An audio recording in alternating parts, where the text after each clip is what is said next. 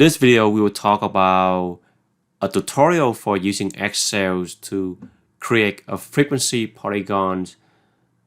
What is a frequency polygon? It is a raft that uses a line segment connected to the point located directly above the class midpoint values. Let's talk about the definition of the class midpoint of the frequency polygon. We take the lower limit, we add to the lower limit of the next class, and then we divide by 2. Okay, so let's use the example from the frequency distribution videos about the ages of the 20 dogs.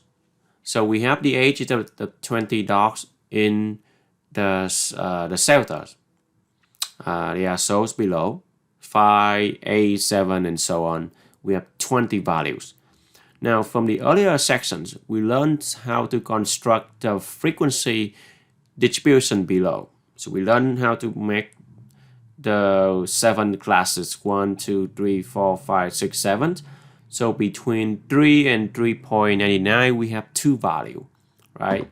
3 here, and then another 3 right here. So between 3 and 3.99, we have 2 values. Between 4 and 4.99, we have 4 values, and so on. So this is the frequency distribution table. But now we are trying to construct the frequency polygons. Remember the left numbers, they are the lower class limit, and the right number, they are the upper class limit. So to construct the frequency polygons, we need to calculate the class midpoint for each class. So this is one class, right? This is the first class right here. We need to calculate the class midpoint for that. And then we enter the midpoint in one single column. And we enter the frequency, this one, in another column to the right of that. And then we highlight the entire 2 columns. We use insert charts, the line, and we select the 2D line chart option. We'll see the example in details in the next few slides. But the first step, we need to find the midpoint.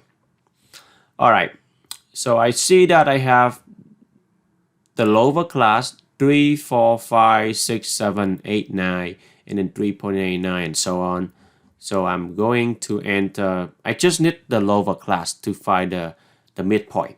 So the first column, I enter the lower class, 3, 4, 5, 6, 7, 8, 9, and the frequency of those. Remember the midpoint. The midpoint, you take the 2 lower class limits, you add them, and you divide by 2. So I just hit equal. I can find the midpoint column. I press equal. I take the first lower class limit, I add to the second one, and I divide by 2. And this is my first midpoint, right? My first midpoint for the first 2 classes. And now I just go to the right corner. I drag the formula to another 6 more cells because we have 7 of them, right? 7 classes. So I drag, this is the first one. So I drag another 6 cells. That will do the same formula. The second one, it takes the second and the third value, it adds them together and then divide by 2. So after I do that, I will get the other 6 value. Okay, so let's do that. Let's do it over here. So we have the lower class and we have the frequency.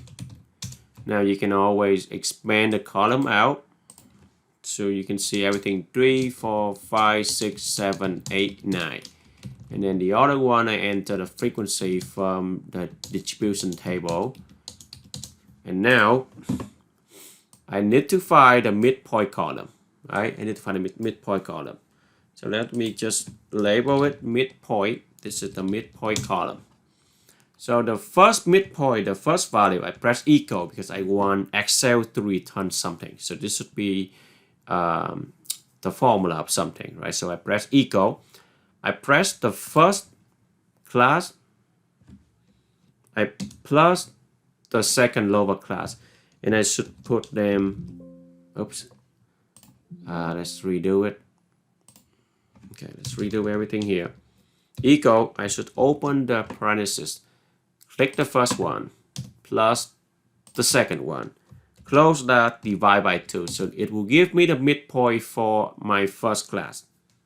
I mean my first 2 classes, right? The midpoint. I have 7 of them. So here I click on the first one. I go to the right corner. I drag 1, 2, 3, 4, 5, 6. 6 more. Because I want 7 of them, right? And it will repeat the formula to the same thing. Now remember, the last one is a little bit tricky. If you click on the last one, you see that the last number, the last midpoint, it takes the blue value, which is this value, it adds to the red value, which is this cell, divide by 2. And in fact, you don't see anything here, right? Because we are ending at 9. We don't have a value here. So basically, this things here is adding to 0 and divide by 2. We don't want that. That is not accurate, right? So because we see that the number is increasing by 1 unit when I move to the next one. So I add 1, I add 1, I add 1, I add 1, I add 1, I add 1 to be 9. So I need to be number 10 here. Okay, so I just want to borrow 1 more number just so I can make the calculation for the last midpoint. And you can tell if I enter number 10, then this value is changed because before it asked the value of 0. Now it changed to 9.5 because now it has the value to add here. So you see that now it makes sense to be 3.5, 4.5, it's increasing, right? If you don't type, like if you put delete it, you get 4.5. So you see 8.5 go back to 4.5 doesn't make sense for that to be true. So I enter 10 just so I can get the last number. Once I have that, then I just copy the frequency column again. Okay, so you just copy it again, Control C, copy, and then go over here, Control V, so that you can have the 1 column for the midpoint, 1 column for the frequency. And you just highlight them and go to Insert and go to the charts here, choose the line options, and then pick the line Raft here, click OK. So we follow the step by step. We highlight them. We go to Insert. We go to Charts. We go to All Charts. We go to the line. We pick the first option here, the line. We click OK. So this is right here. Is the line Raft that we got. Now we need to edit the Raft. This is not the correct one. Okay. Right click on any region of the charts and choose select data. Okay. You can right click on any region of the chart and you choose select data. Okay. Right click maybe here and then select data. All right. Select data. Okay. Let's go back to the tutorial. Select edit below the horizontal axis label panel on the right. So you want to select edit right here. Okay. And then we drag all the midpoints, but do not include the label. Do not include the midpoint, the name, right? You just drag the number. You just drag the number. 3.5, 4.5 for the axis label range. Okay, you just drag it. So let's go over here. I click edit. And then the axis label range, I drag all the midpoint. I drag all the midpoint. And I click OK. Alright, so that is my midpoint. And then go back here. And then click OK. And then right click on the blue midpoint line, delete it. Okay, so you don't want to have you don't want to have, click OK. Now you don't want to have this one. This one is just a lie, it's random lie for the midpoint. You don't want that. We want a frequency polygon. So we just press the delete button, right, on the keyboard. So this is something that you will get here. Now, we are not done. Okay, so we drag the midpoint to the axis label range and we delete it. We click OK and we delete it. Now, after you delete it, you get something like this. This is the frequency polygon. Okay.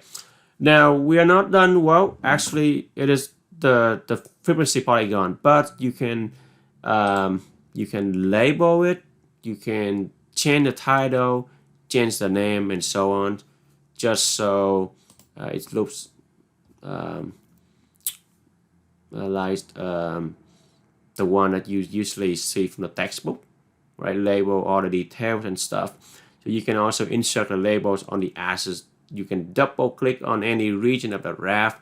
You can select add the charts, elements, or quick layout, and change the title, right? Double click on here, and you can like right click, change the chart type. You can do a lot of stuff over here. Just play around with it. Okay. Click on the Raft here, and you can add the data label. You can also do that, and we will add you the value 1, 2, 4, 4. This is 4, 3, and 2, right? The frequency, and then you can also rename it whatever you want. And yeah, that is the frequency polygons. That is how you construct the frequency polygons using Excel.